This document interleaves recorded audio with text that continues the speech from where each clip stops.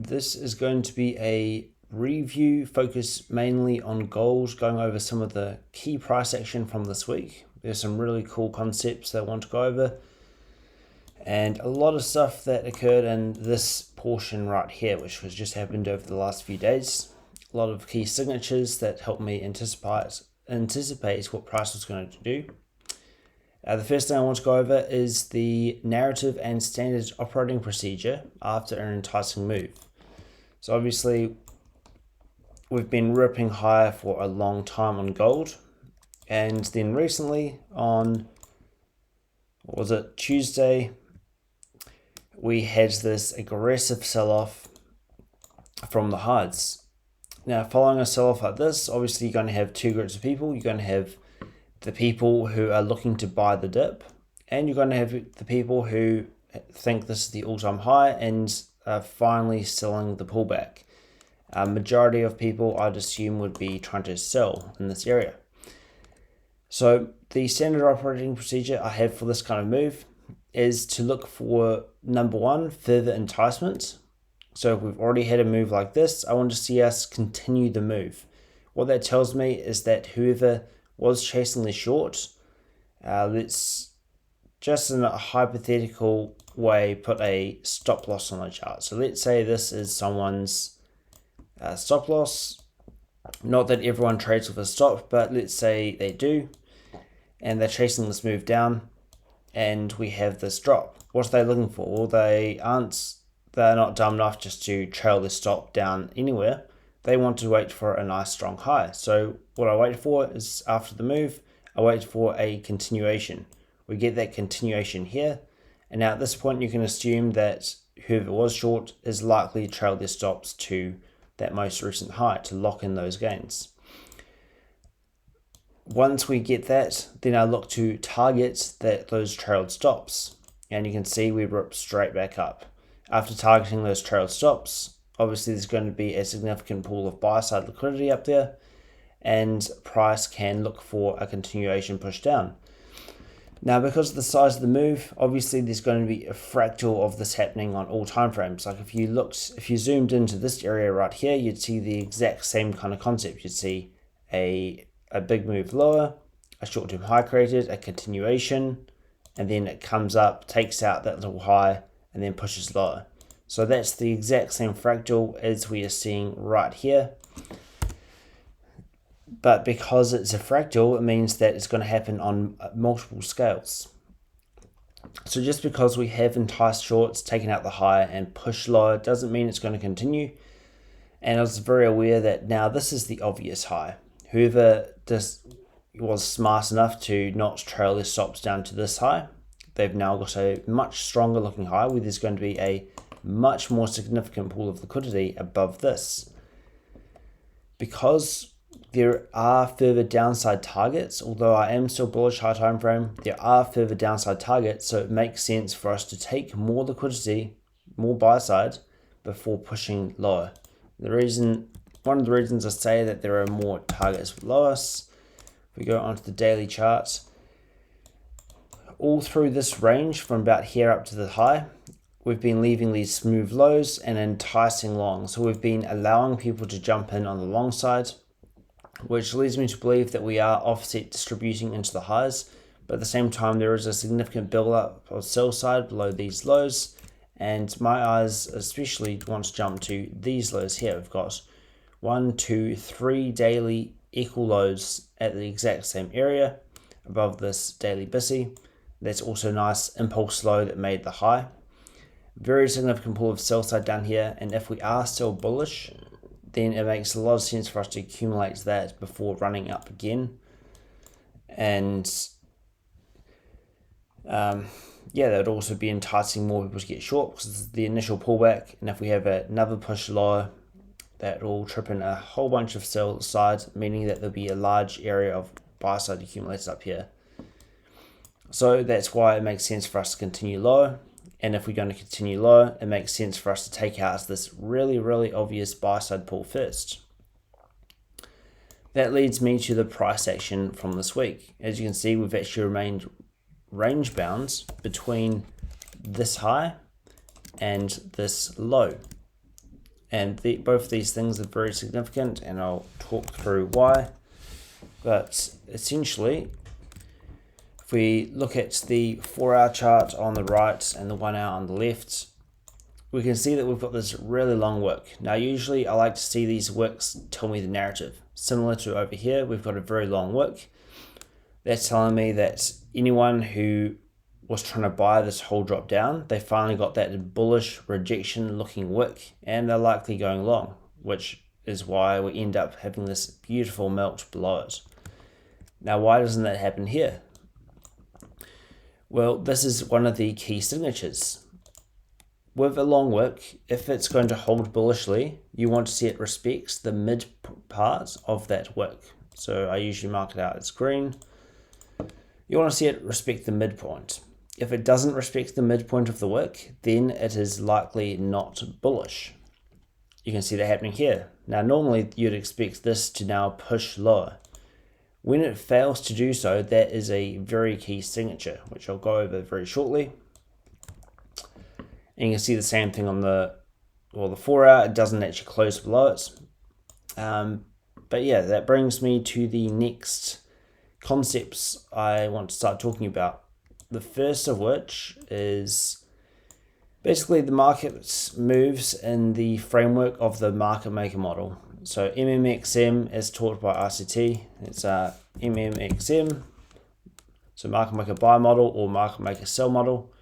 The market moves in that framework, and specifically what that framework is you'll have a original consolidation, you'll have first stage, which is a intermediate term high, and then you'll have second stage, which is a partial entry into fair value gap or just a very fast move, so you're not looking for a deep retrace for second stage. After second stage, you'll have a reversal, and then on the other side of the curve, you'll have the exact same thing. However, it'll be in alignment with these first two stages, and then that completes the market maker model.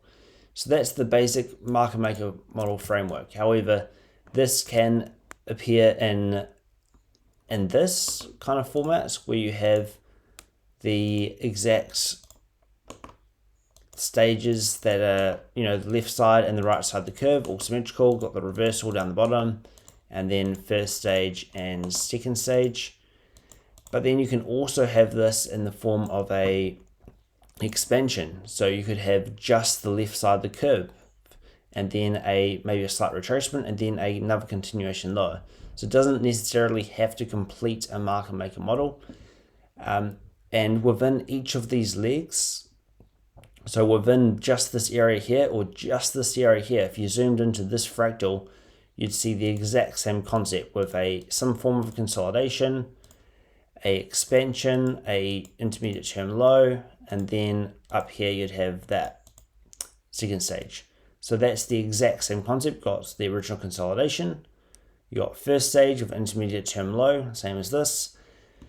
Second stage, IFED, same as this, and then that sends us up into the high. And that fractal right there is the exact same as this fractal here.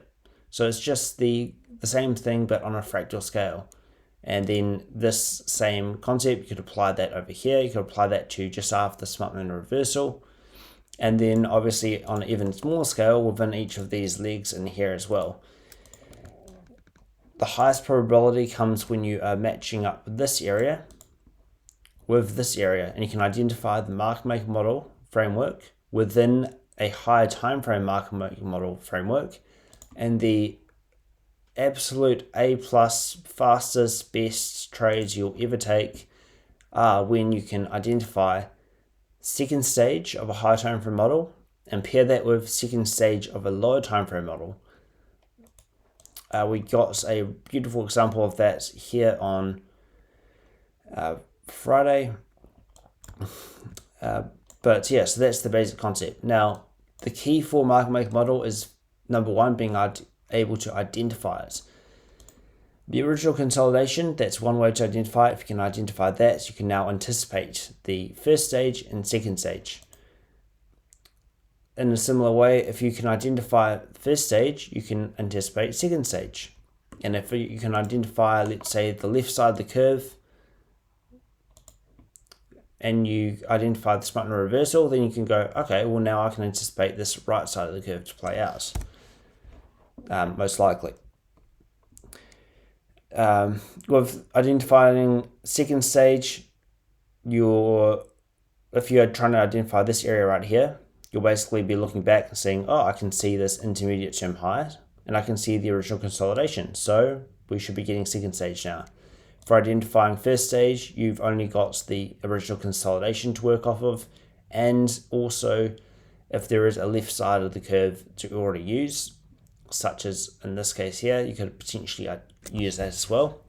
And original consolidation is obviously going to be the genesis for any market maker model, and that for a lot of people is hard to recognize. However, I've identified some really, really powerful concepts that help me identify them quite easily. And that brings me back to this area over here.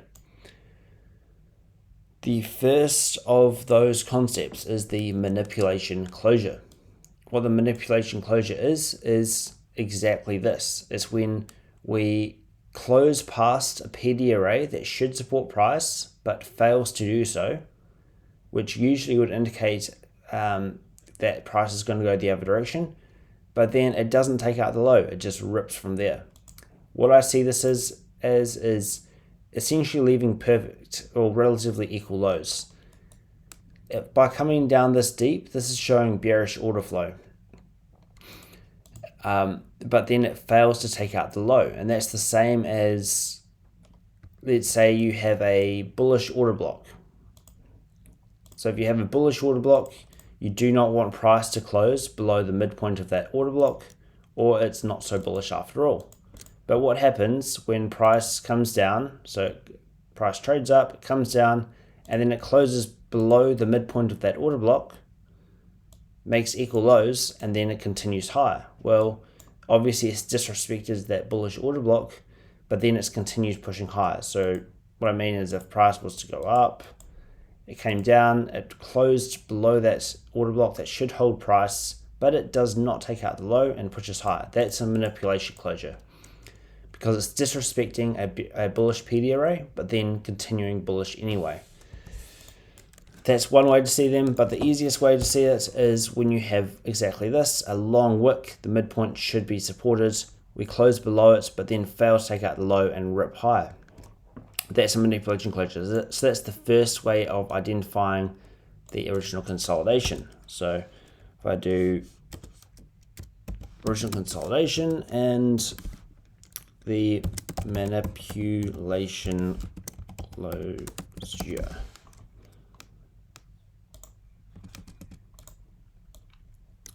So that's the first way to identify it.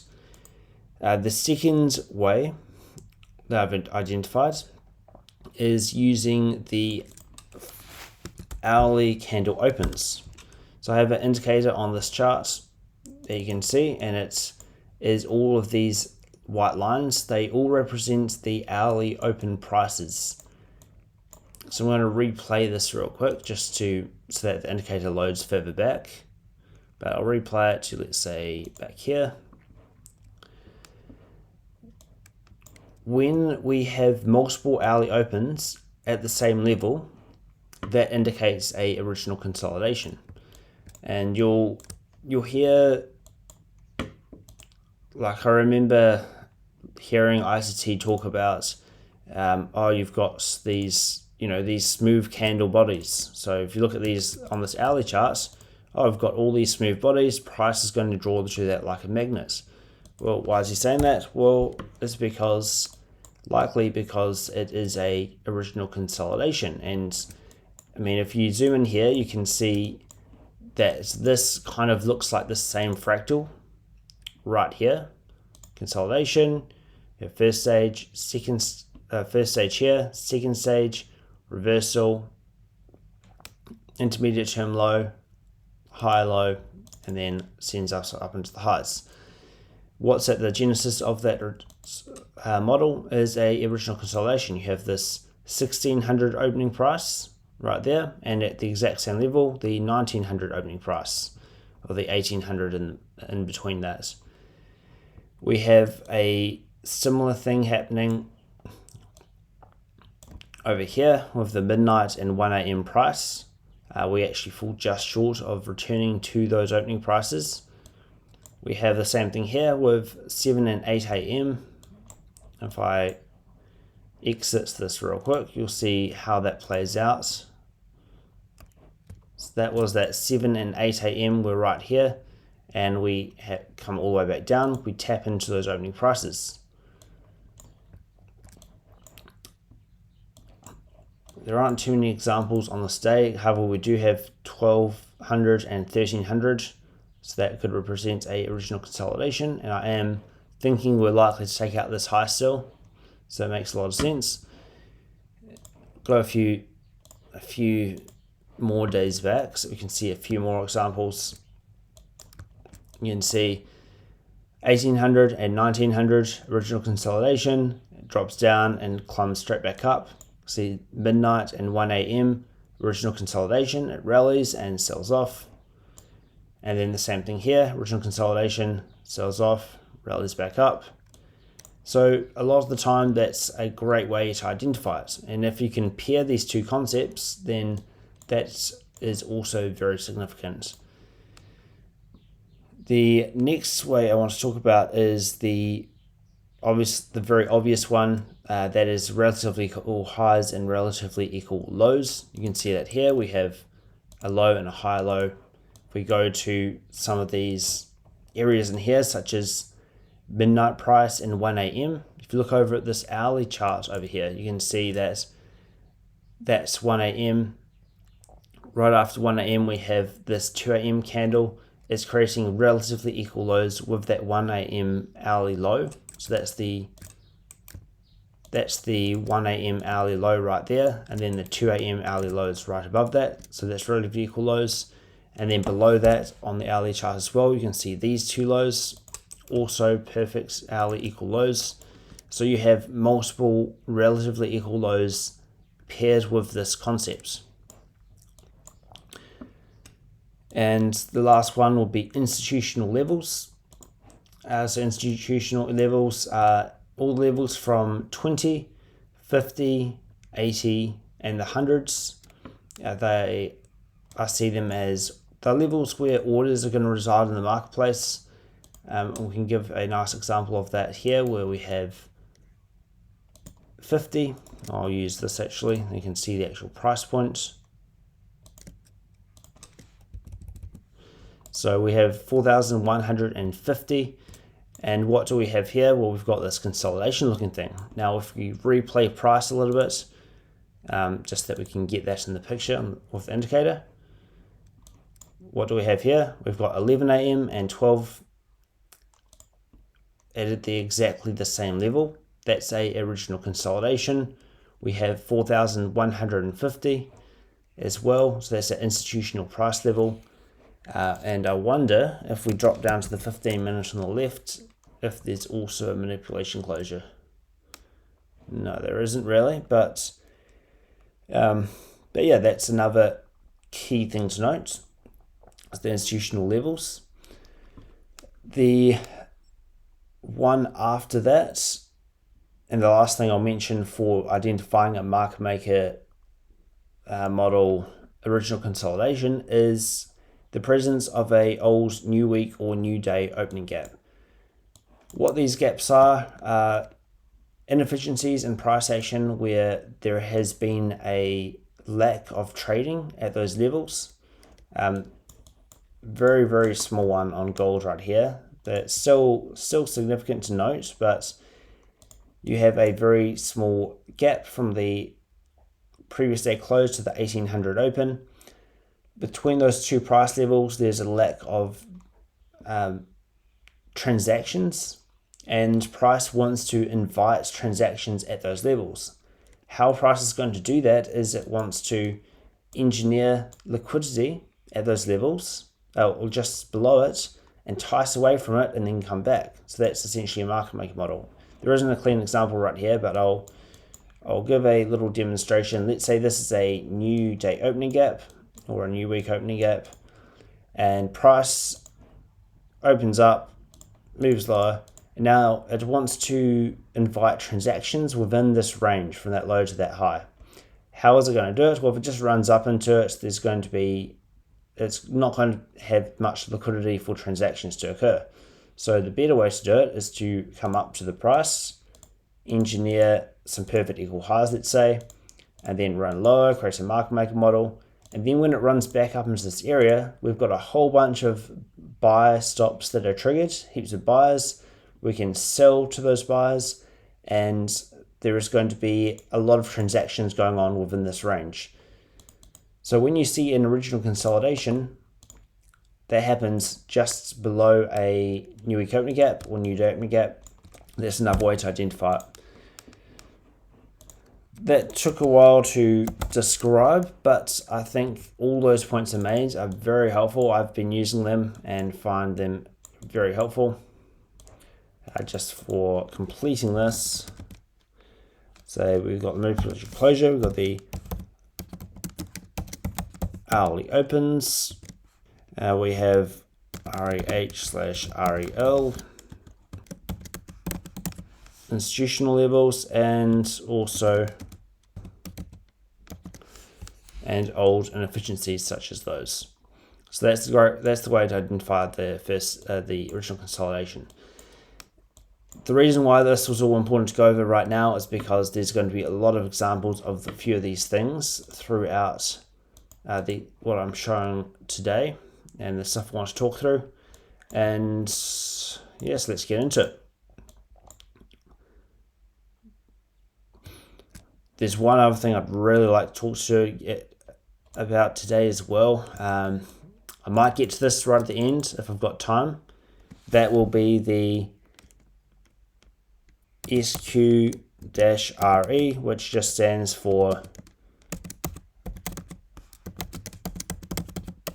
squeeze reversal. It's a concept that I have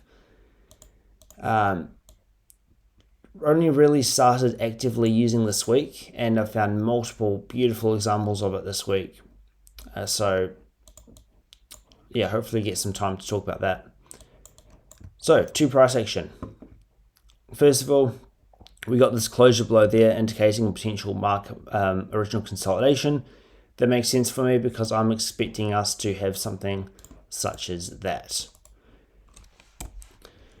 After having that happen and we get that manipulation closure, then I can turn my eyes bullishly because we have that manipulation closure. That means that price is likely going to continue bullishly for a certain period of time. So once we get that, we get this nice pump up. We can see that this 4-hour candle rated out the previous 4-hour candle low, and so that becomes a really nice order block. That's also the 4-hour candle open.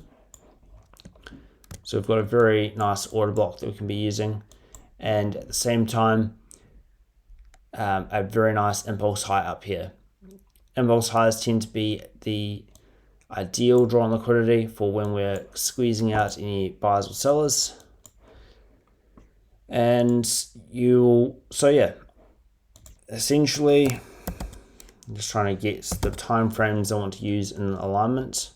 4-hour charts, really long wick printed. Anyone who's bullish, they're going to move their stops below that low. The very next candle drops straight down, raids out that previous 4-hour candle low, and rejects straight back up. That's a very bullish signature. That's a long wick soup.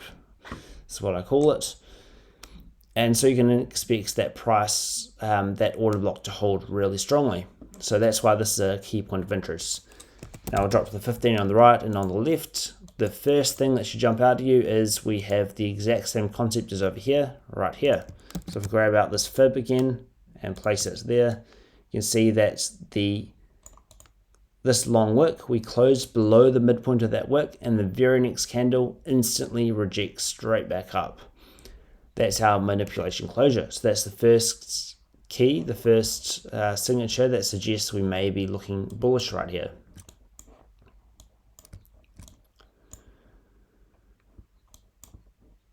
We'll then get, if I drop down to the 5-minute actually, yeah, the 5-minute, and I'll replace that we get these hourly open prices as well because I do like to see what they're looking like.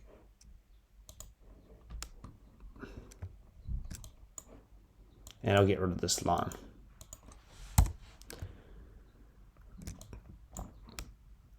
Now,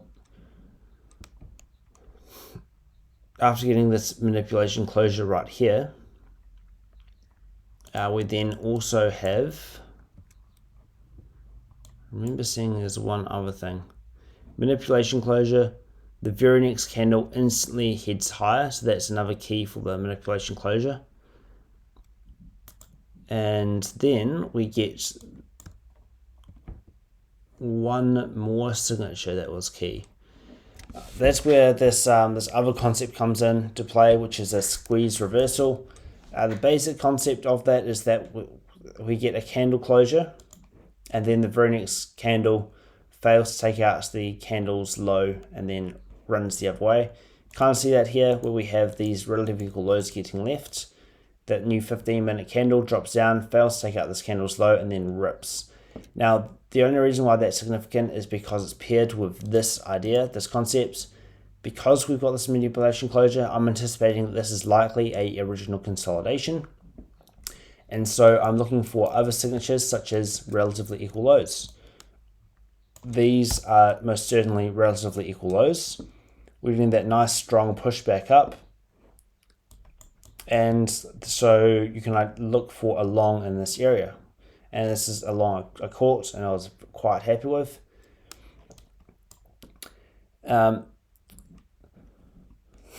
Sorry, my brain's slowing down a little bit. We have a market maker buy model in this area that I saw and identified. And so I knew that this was likely a reversal.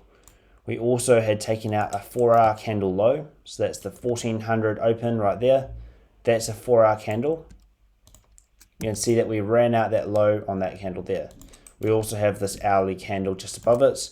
And obviously we run that house as well. But the fact we rejected from this hourly this 4-hour candle, that suggests this is likely a low. If we look back in the range, we can identify a market maker model forming as well. We have these multiple hourly equal opening prices right there. We have a reversal, we have a failure swing. We then have a short-term high here, an intermediate term high, and then it sells off. We're then looking for a second stage of the market maker model in this area, and sure enough we get IOFD into this higher fair value gap, and then it sells off really aggressively. That's the signature of second stage, and after second stage it can continue a bit further, but most of the time you'll get a reversal, which is why when it hits this 4-hour candle low, it made a lot of sense for us to reverse. So once we see that, we then look for other signatures of a reversal, and then we get this manipulation closure. We get this instant reaction from that low and a nice push up into the range. And if I drop down to the 1-minute charts, we'll be able to identify the narrative on the 1-minute charts, which is that we had enticed longs with this really bullish rally. There's going to be a bunch of sell side below the impulse low. We then spend time above it and then sell off in a high resistance fashion into that low. We take it out, get a nice reaction, pull back, fail to take out that low, and then get this nice push up into the range. When we push up into the range, how many short-term highs do you see through here? Well, the only one I see is this high. So we know that there's a significant pool of buy side above this high. The only other area for buy sides really on this time frame is above this swing high. And how I'd identify whether or not we're going to continue pushing or not is the liquidity midpoint. So what that concept is essentially when we have a buy side pull, such as this one here, and another further buy side pull, I want to see the willingness for price to go past the midpoint of that range. You can see here we clearly push easily up into the midpoint. We get above it very easily.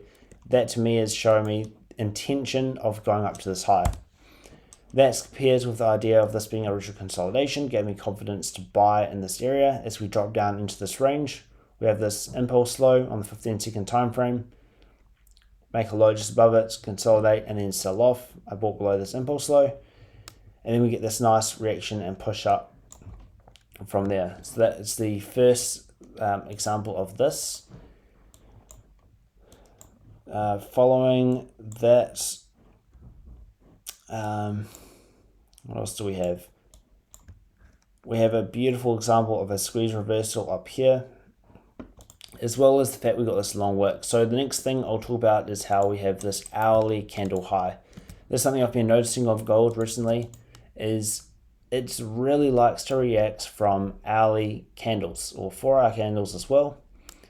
But when you see a rejection after hitting an hourly candle, such as this one here, you're going to anticipate that it's probably going to be a significant pullback.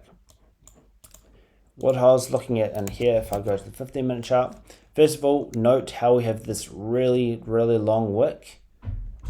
Any bears, anyone who's short from this high, they're going to see that as a bearish rejection and want to trail their stops to that high, meaning that following, there's a lot of reason to be long in this area, targeting that high and beyond. But I'm going to drop down to the 15-minute charts, and you can see that was the hourly candle high. And what's just above that? Well, a really obvious 15-minute impulse high, which you can see we did hit. 15-minute impulse high is the only, other than this swing high down here, it's the only swing high on this time frame. And so if we are going to squeeze out the shorts, that's a very high probability target. So what am I looking for? I'm looking for willingness to get up to that level in the form of displacement through the midpoint of the liquidity pools. And if you measure out that pool up to that next liquidity pool, you can find the midpoint. But what happens here is we actually lose momentum as we hit that pool. We hit that hourly candle high, which on the 1 minute, as well as this impulse high, so high probability for a short-term pullback from that high. So once we get that, we're at a liquidity midpoint, a short-term high in the impulse, and also an hourly high. So it made a lot of sense for to watch out for reaction. We do get a reaction, and at that point, I want to see, okay, well, how deep into the range does it want to go? We have this impulse low down here, also above the 2 a.m. open, sits here heavily, and then sells off aggressively into the range. We're then in this area, so I'm still very bullish. I don't know if it's going to take out these swing lows or not. Also, if it's going to hit the midnight price, but it almost does. But I'm looking for a bullish run up to this impulse high. What do we have here? Well, if you zoom into this 15-minute charts, we have the same concept we saw on the hourly here, right here. We have a manipulation closure. What do we pair that with? Well, we look for other reasons why this is a original consolidation. We have relatively equal lows as well.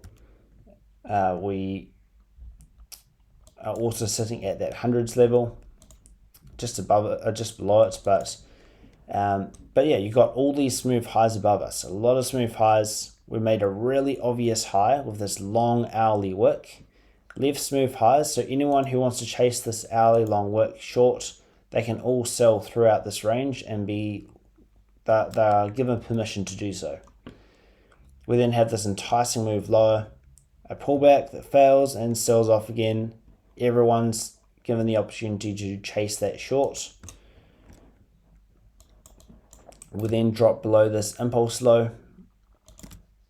After getting below the impulse low, we remain below it, and then as soon as we close back above that low, we never close back below it. So that shows that we rated it.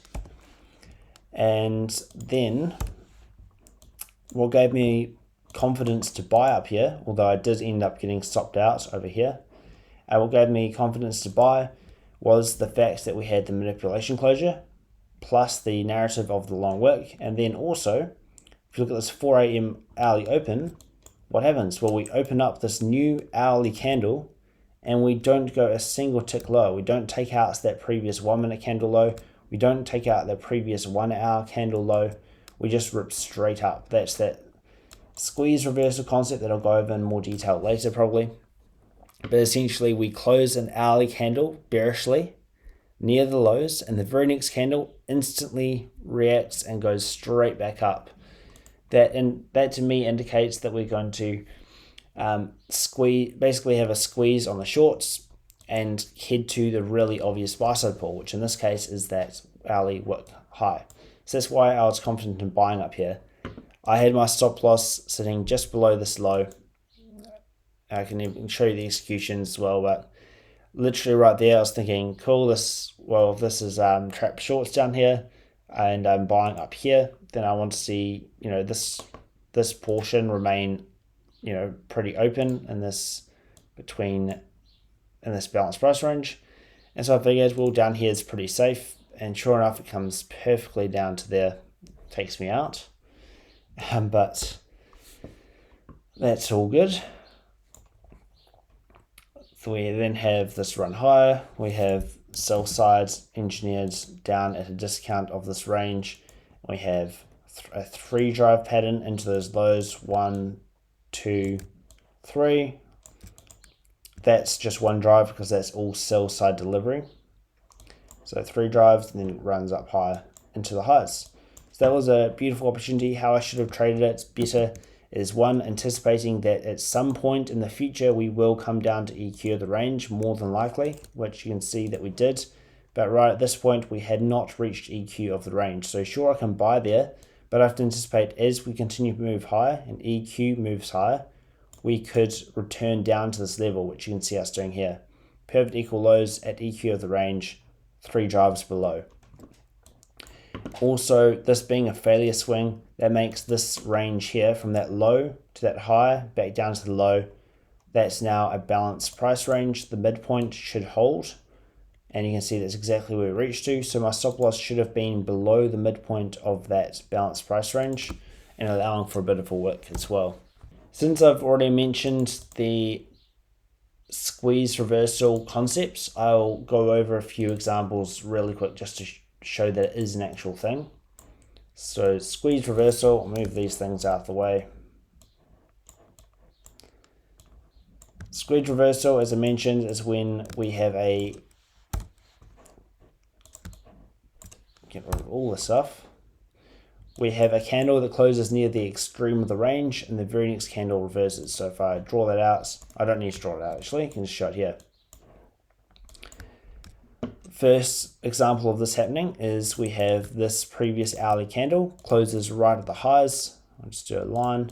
So it closes extremely bullish, enticing longs. The very next candle, which is also a new 4-hour candle, instantly sells off. It does not take out the high despite being close to it. It just instantly reverses straight back down.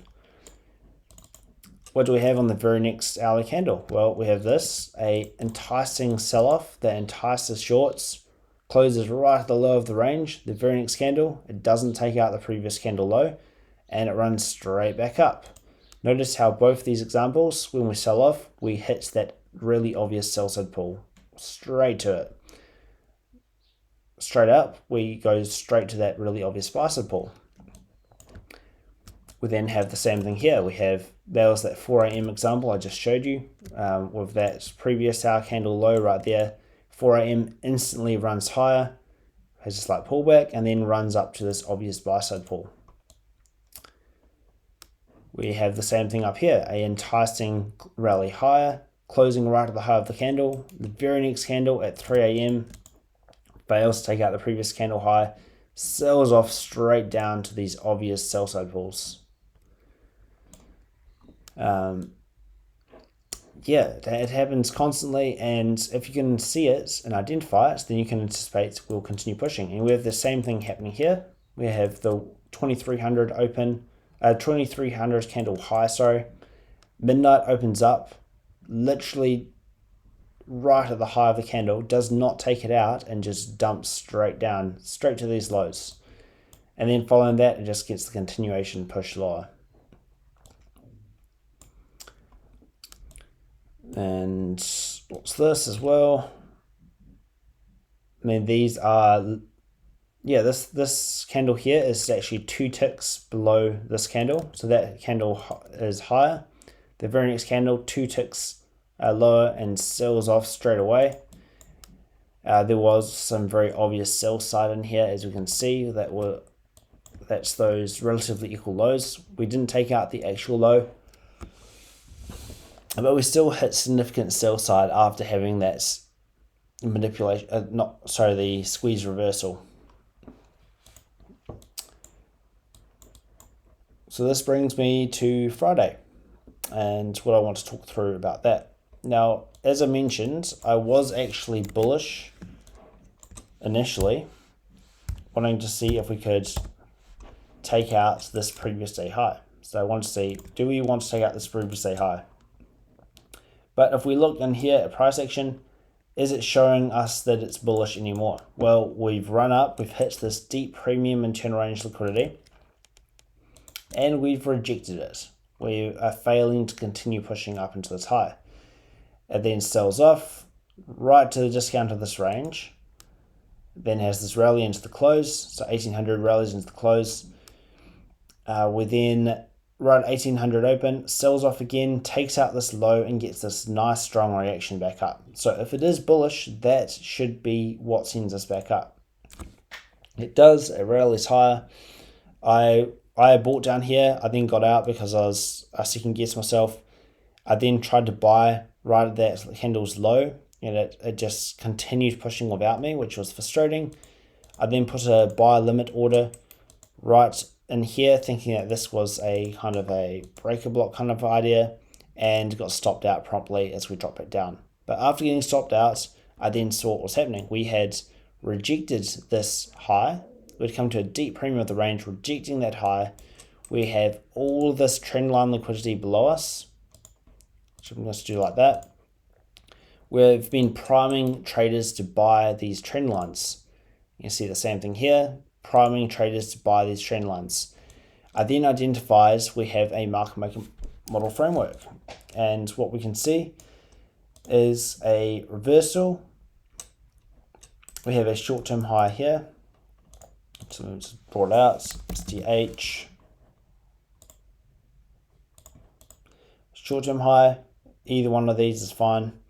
Intermediate term high, which is higher than the short-term high, and you can see that actually raids out this high right there, so rejecting from that high back lower. And then to the right of that, we've got another short-term high. That is first stage of a market maker model. We have a clear draw on liquidity, all these lows, and we have the reversal up here. So after first stage, what are we looking for? Well, we want to see that short-term high act as an order block. We break the low, and it does act as an order block. Now, I was a little bit hesitant with this trade, simply because of the facts that from this high down to this low, that is EQ, but we don't break that low yet, and we don't reach EQ. Then once we break the low, this becomes a premium high, and technically we could go from ERL to premium internal range, which would be put us up in here. We don't do that, which in this particular case, and I was willing to take that risk because we had very obvious sell side down here. I was bullish high time frame, and so it made sense for us to be held in a discount of the range. Why? Because smart money is accumulating the sell side. They want to buy at a discount, so the fact that we never return to EQ, and then once again after breaking the low, we still don't return to EQ, shows that from this high, we are being held in a discount throughout this entire run lower until right here where we rip back above, and we're likely going to retest EQ and then continue higher. That's what I'm expecting. But essentially what I'm saying is that this short-term high should hold price. We've had slight reversal. First stage, what's after first stage? Second stage. Signatures of second stage is that we'll be very fast. And you see that really nice fast movement right here. And I'll go down to the 5-minute chart. And now if we look at the 5 minutes, we can look at these, the hourly opens and the idea of that as well. Remember, these lines are just representing trend lines and what other traders might be seeing. But here we've got the hourly candle opens as well. Now, I especially pay attention to the 4-hour candle opens, which is 2200 is one of them. We're looking for the PO3 concept, which means we look to that open, high, low, close. In this case, we open 2200, instantly drop below it. we're consolidating below the 2200 open. That's a discount to the 2200 open. That's engineering buy side above that open price. 2300 then rallies to a premium above that hourly candle open. So we've now engineered buy sides and consolidated below at a discount. We then rally to a premium of this 1 hour candle and accumulates this premium high of that previous 1 hour candle right there. The very next candle at midnight, it fails to take out the 2300 candle high and just dumps straight down. That's that squeeze reversal, and it goes straight down to this low, which is what I was expecting. But after hitting that low, I don't know, is it going to come back up or not? So that's where I had to trust and lean on my understanding of this market maker order framework. The fact that the short-term high is now technically an order block and should hold price. As we ran up into the range, looking to get short, you can see 1 a.m. rallies to a premium above the 1 a.m. open into this order block. Spend some time up there and then dumps back down. I sold very small size in here, just trusting that this order block would hold. But as I mentioned, we do have relatively equal highs up here now. That is technically premium and turn range liquidity, so I didn't want to put on too much size. But it did end up working out nicely, and we sell off aggressively here. I'm looking for that 2 a.m. to push lower. I was looking for another entry in here, and that was based off of, I'm going to get rid of these lines real quick. That's based off of this idea, where we have the second stage IRF entry. That's when you have a retracement that puts in a reversal, which is a retracement from this high to the low, retracement, reversal, and then that becomes first stage. And then I'm looking for second stage, which is exactly what we've got here. So it's first stage with that retracement. In fact, so I'm drawing this out wrong. So on the high time frame, this is first stage, the RTH. On the low time frame, what I'm looking at is how this retracement is a reversal on itself. Like this is a market maker sell model by itself. If that's a reversal, SMR, then I'm looking for first stage in this area. You can see that here we've got a short-term high, intermediate term high, and then short-term high to the right of it. So that becomes first stage of this area right here. And after first stage, once we break that low, I'm looking for second stage. How I trade that second stage usually is I'm looking for us to run higher, put in that high, trade back down, expecting it to stay relatively low in the range. Then once we hit this low, I can get the redistribution from that first stage. And what that looks like is if we were to, let's say, drop below this low and then trade a little above it and then close back below, that would be the short, and you'd expect a nice move lower. But as you can see, it has that retracement, it gets below the low, but just instantly jumps below it. It does not want to retest. It is in a hurry to obliterate all of this trend line liquidity and reach down into these lows. You can see it runs straight to this impulse low all the way down here. So that's showing a lot of heaviness. Now, we have still not quite taken out all of this beautiful trend line liquidity. We've got a significant amount of liquidity. We've also got a delirium, and what delirium is, sorry, I'm dumping a lot of concepts on you at the moment, but it's just one of my frameworks where you have relatively equal lows with an impulse low below it. That becomes a high probability draw. You can see we dropped below that. But at this point right here, we had only taken out a few of the lows. We had more smooth lows below us and a lot of reason to come lower into the range. We had shown heaviness by one, playing out this market maker model framework, showing that we've got second stage right here, and showing the potential for continuation with the further draw.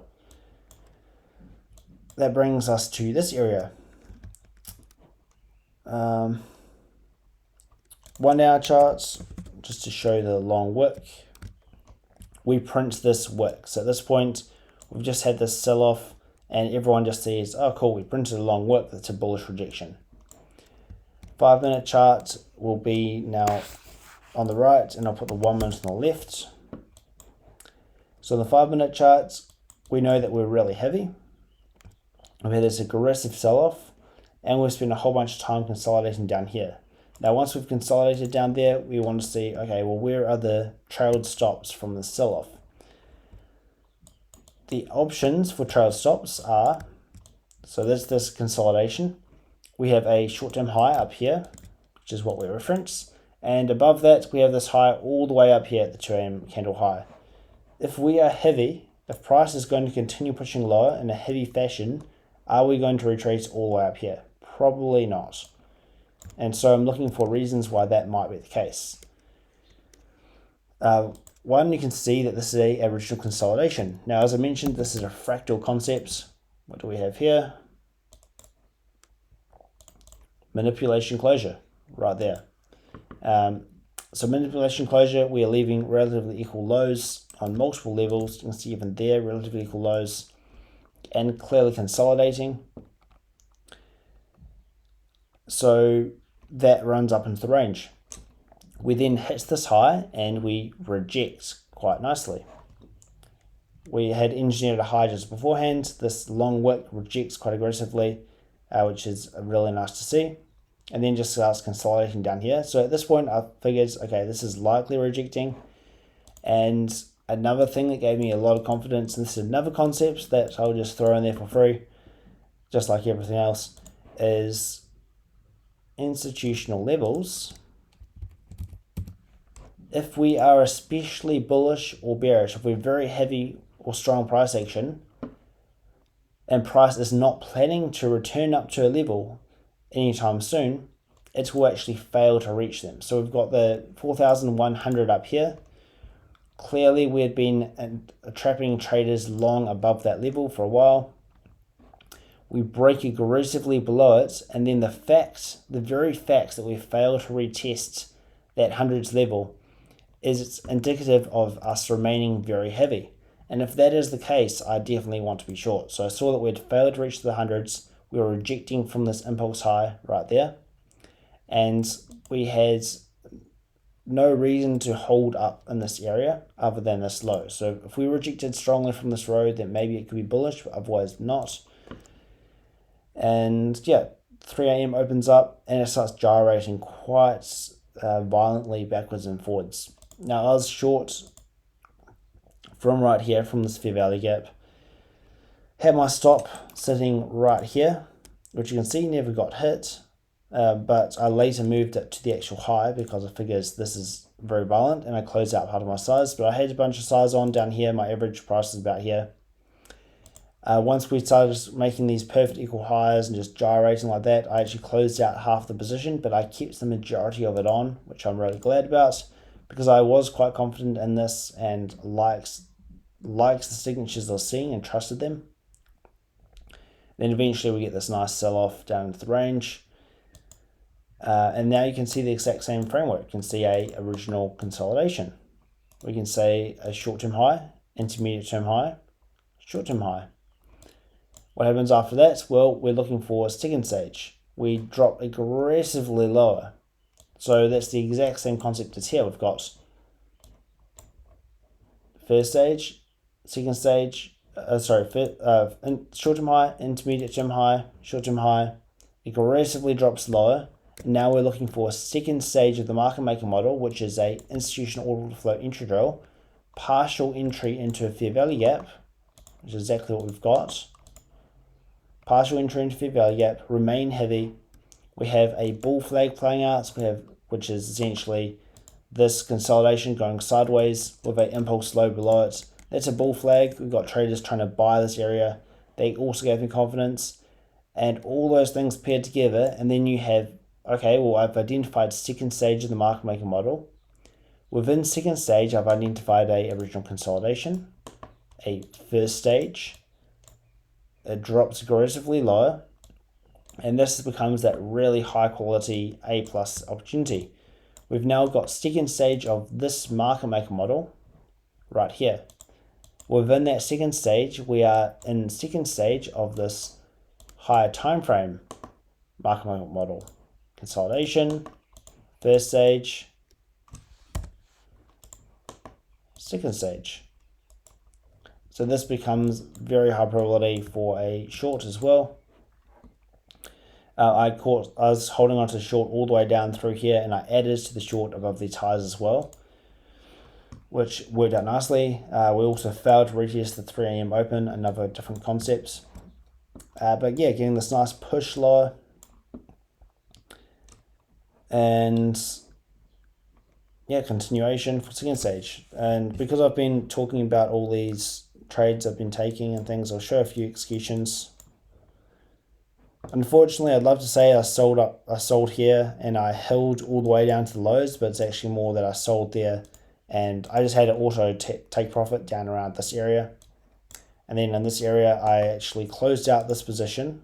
So this short, I closed out as we ran into these lows, and then on a different account, I entered in short here again. But if I jump over here,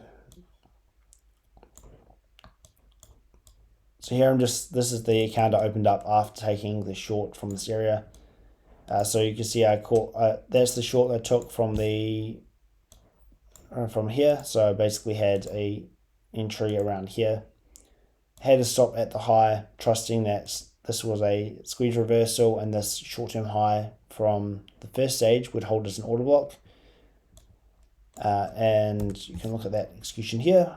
Getting short, took a little bit off because I started thinking, okay, it's actually not A plus because of this as being internal premium, internal range liquidity, and it is relatively equal to highs. So I took some size off. So that was a good decision to do because, yeah, as I mentioned, it wasn't quite the probability I thought.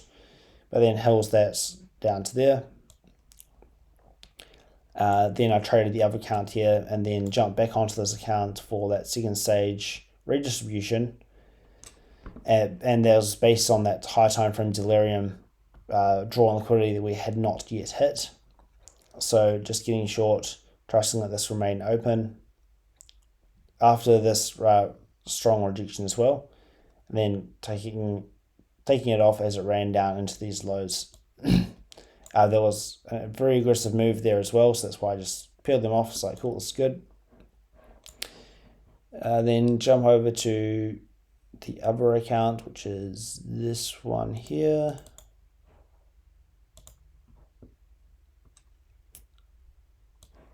And here you see these executions. Zoom in a bit actually. So seeing that rejection, getting short as we ran up into this fair value gap. Was fairly confident, so put on a bit of size. And then it started gyrating violently. I didn't like it. I took half of it at break even there. The rest of it got stopped out right at the highs because it's like, oh, it's actually not looking good anymore. You know, this isn't what I thought it was. But then I recognized that actually all this violent gyration, a lot of the time that does happen before a very nice move. And invalidation from this trade was actually this impulse rejection from this high. So I re-entered right there with a stop loss at this impulse rejection high. Just in time for this nice sell-off into the range, took a partial as we hit this discount impulse low, got a little reaction off of that, and then once again at this discount impulse low, as we ran back up, I added a little bit there and a little bit up here after we started rejecting from this high, with the stops above that 3 AM open. And then as we sold off, took those partials off down into these lows. So that was a very nice trade. The key from this is this was a beautiful impulse rejection, but the fact that we were gyrating like this below it, I just need to have my stop loss at the invalidation of that trade idea. But really like how we have this bull flag and it just fails and breaks lower. And that is showing that bearish order flow. So that will do for that. And by the way, if you want to use this EA that I've got here, and I can demonstrate it real quick. This actually no, I won't. I'll go back to this account. Slight side mission, but this is the EA I created, and the purpose of it is to auto place stop loss and TPs on MT5. So if I go, say, sell limit 4, and then auto places a stop loss and a TP, I can then see the order risk amount here is 1584. I can move that around and it changes up here as well. I can then add more orders. If I had positions open, which I'm not going to do now because this is my actual challenge count, but that would appear here in the open risk. It would show me how much risk it got open. If I cancel a stop loss, it automatically repopulates that stop loss. If I cancel take profit, it does not automatically repopulate that TP unless I cancel the stop loss, and then it repopulates both of them, as you can see there. And yeah, this just is really helpful, because otherwise, if you don't have this on and you want to sell, you have to, like I can show real quick, if I remove, let's say I want to put on a limit sell up here. I do limit sell, and I want to do another one, and now I have to manually, I can't drag out the stop loss, so I have to open it up. I have to put a stop loss on, and I have to change the number so I can actually drag it, and press modify, and then I have to drag it to the point I want, and then I have to do the same with a TP. And that's very time consuming. It takes all your cognitive effort and focus away from actually trading. So I made this, this indicator, not indicator, sorry, the EA, and I'm going to be testing this very soon. I've got a, there we go. I've got a testing version that I'm making. The testing version I will be distributing to a small test group of people who want to test it out and give feedback on it. And as a reward for doing that for me, they will get access to the pro version once the pro version is released for free.